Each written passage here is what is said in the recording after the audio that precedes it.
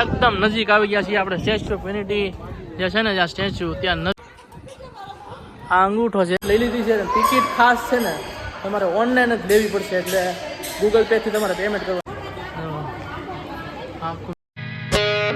દોસ્તો મજામાં જશો. આપણે જવાના છીએ આજે સ્ટેચ્યુ ઓફ યુનિટી જોવા માટે. તો જઈએ સ્ટેચ્યુ ઓફ યુનિટી તમને બતાવું આજે. ફાઇનલી યુનિટી પહોંચવામાં આવ્યા છે ને 11 કિલોમીટર બાકી છે હજી. હવે જો અહીંયા તમે વાતાવરણ જો એકતા દ્વાર આવી ગયું છે. હવે અહીંથી આપણે આગળ જવાનું છે.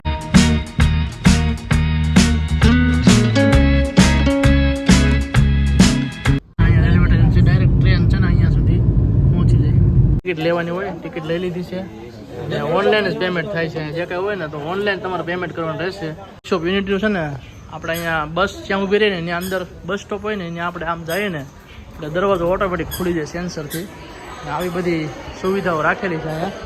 અને ફાઇનલી અમે લોકો સ્ટેચ્યુ ઓફ યુનિટી જોવા માટે જઈએ છીએ અને ટિકિટ લઈ લીધી છે. અને ટિકિટ ખાસ છે ને તમારે ઓનલાઈન જ લેવી પડશે, એટલે ગૂગલ પેથી તમારે પેમેન્ટ કરવાનું રહેશે. કેશ પેમેન્ટ નથી આવતું ત્યાં. એટલે તમે જો આવતા હોય યુનિટી તો ખાતામાં થોડા પૈસા રાખવા. અમારે નહોતા, પછી મેળ કરી લીધો. જો અહીંયા છે ને બસ જો આવે જ છે, પણ એ બસ આમ ફરીને ત્યાંથી જઈને અહીંયા આવશે. અને અહીંયા ગાર્ડન ને બધું છે ને બહુ મસ્ત બનાવેલું છે. જુઓ તમે, એકદમ ચોકસાઈ બહુ છે અને તમને અહીંયા મજા જ આવે. કારણ કે આપણને એવું લાગે થોડીક ફોરેનમાં આવી ગયા. શું કેવું સુનિલભાઈ? સાચી વાત છે. એટલી સ્વચ્છતા અહીંયા છે અને સ્ટેચ્યુ ઓફ યુનિટીમાં બહુ ખાસ મસ્ત બધું રાખેલું છે. અહીંયા બસ આ રીતના આવે ને બસમાં બેઠી જવાનું હોય. અમારે મિત્ર છે બસ મસ્ત કરે છે. અહીંયા આવો ને આ ભાઈની ગાડીમાં બેઠજો. અહીંયા બધા બેઠી જશે. આ રીતના બસમાં બેઠવાનું હોય અને અહીંથી આપણને બધું જોવા માટે લઈ જાય. તો જો ગાડી ઉપડી ગઈ છે આપણે. એકદમ નજીક પહોંચી ગયા છીએ અને હવે અહીંથી બસ છે ને ઉતારી દેશે અને બીજી ગમે એ બસમાં પછી આપણે બેઠી જાવ. પછી અહીંયા સ્કેન થાય એટલે બધું છે ને બરાબર તપાસવામાં આવે છે. એના પછી તમને આગળ એન્ટ્રી મળે છે. એટલે સિક્યોરિટી બહુ ટાઈટ છે અહીંયા અને બહુ સારી વસ્તુ છે બધા માટે સેફટી. ફુવારા અહીંયા ગોઠવેલા છે. જુઓ તમે કેવું મસ્ત છે એકદમ. સ્ટેચ્યુ ઓફ યુનિટીમાં અંદર આવીએ ને એટલે આ બધા ફુવારા અહીંયા ગોઠવેલા છે મસ્ત એકદમ. અને ફાઇનલ અહીંથી આપણે એન્ટર થવાનું છે. એન્ટ્રી થઈ ગઈ છે ને હવેથી આપણે છે ને સરદાર પટેલનું જે છે ને સ્ટેચ્યુ ઓફ યુનિટી ત્યાં આપણે હજી ચાલીને અહીંથી છે ને એક વ્હીકલ ગાડી લઈ જશે ત્યાં સુધી અને ગાડીમાં બેઠીને આપણે ત્યાં જવાનું. અહીંયાથી હજી બહુ દૂર છે, તમે જોઈ શકો છો. જુઓ તમે આ ગાડી આવે ને એમાં પાછું આપણે જવાનું. હવે એટલું દૂર છે એના માટે છે ને અહીંયા એક હાલીને ન જવું હોય ને તો આ ઓટોમેટિક છે ને પટ્ટા અહીંથી હાલતા હોય. આપણે એમાં ઊભું રહી જવાનું એરપોર્ટની જેમ. આપણે અહીંયા ઊભા રહી જઈએ છીએ. જો હવે જઈએ બેઠી ગયા છીએ અને ઓટોમેટિક હાલે છે એટલે હાલીને જવું ન પડે. એકદમ નજીક આવી ગયા છીએ આપણે સ્ટેચ્યુ ઓફ યુનિટી જે છે ને જ્યાં સ્ટેચ્યુ ત્યાં નજીક આવી ગયા છે ને. નજીકથી જો એકદમ છે ને કેટલી મોટી પ્રતિમા દેખાય. જુઓ તમે આ ઉપર જોવું પડે આપણે, એટલી ઊંચાઈ છે આની.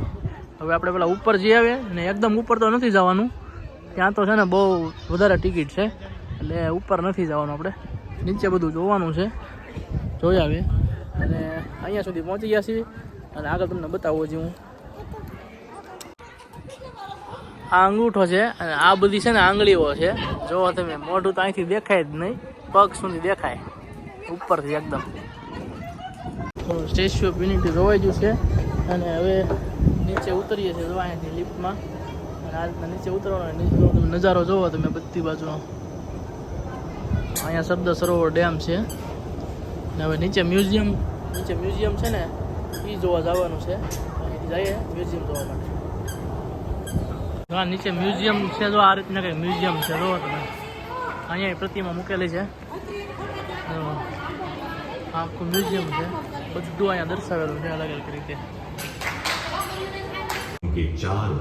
આ રીતના કંઈક છે બધું. જોવો તમે વાઇલ્ડ લાઈફ ફોટોગ્રાફી હોય ને જે કાંઈ એ બધી અહીંયા મૂકેલી છે. જોવો તમે, જોવાની મજા જ આવે. અંદરથી જો કંઈક આવું દેખાય. જો આ ગેલેરી છે અને આમાં જો વાઇલ્ડ લાઈફ ફોટોગ્રાફ હોય ને એ બધા અહીંયા મૂકેલા હોય. ફાઇનલી મ્યુઝિયમ જે હતું એ આપણે જોવાઈ ગયું છે અને હવે અહીંથી અમે નીકળી જવાના છીએ બીજી જગ્યાએ. ચાલો તો તમને નેક્સ્ટ પોઈન્ટ બતાવું. અને સાહેબ પ્લીઝ ઓપન ધ ડોર. અને આ મારા સિપાહી છે. સાહેબ ટિપ્સ નેક્સ્ટ ટાઈમ આવશે ત્યારે ઓલવેઝ તમને હું જરૂર આપીશ. ફુવારો કંઈક અલગ જ છે, મસ્ત એકદમ. તો આ ગાડીમાં જવાનું હોય એક્ઝિટ પોઈન્ટ સુધી, ગાડી મળી ગઈ છે આપણને અને એક્ઝિટ પોઈન્ટ સુધી લઈ જાય એટલે હાલવું ન પડે. ફાઇનલી સ્ટેચ્યુ ઓફ યુનિટી જોવાઈ ગયું છે અને આ બસ હોય ને આપણે ગાડી જ્યાં પાર્ક કરી હોય ત્યાં સુધી આપણને લઈ જાય. એટલે હવે બેઠી ગયા છીએ અને જઈએ હવે પાર્કિંગ બાજુ. અને સ્ટેચ્યુ ઓફ યુનિટી જોવાઈ ગયું છે.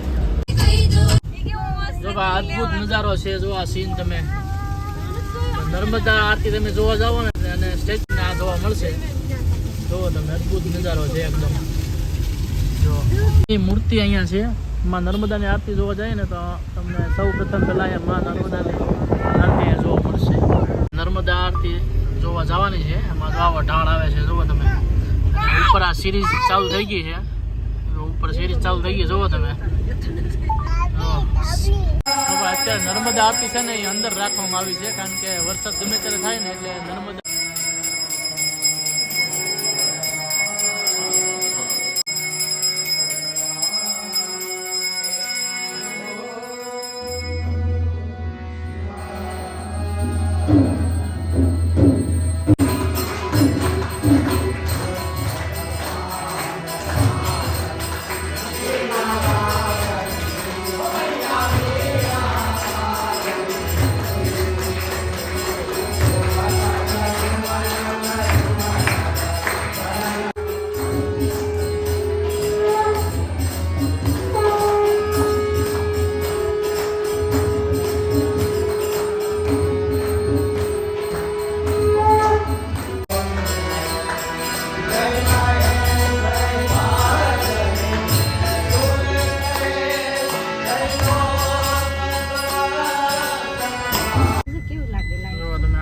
આરતી લેવા માટે ગયા હતા.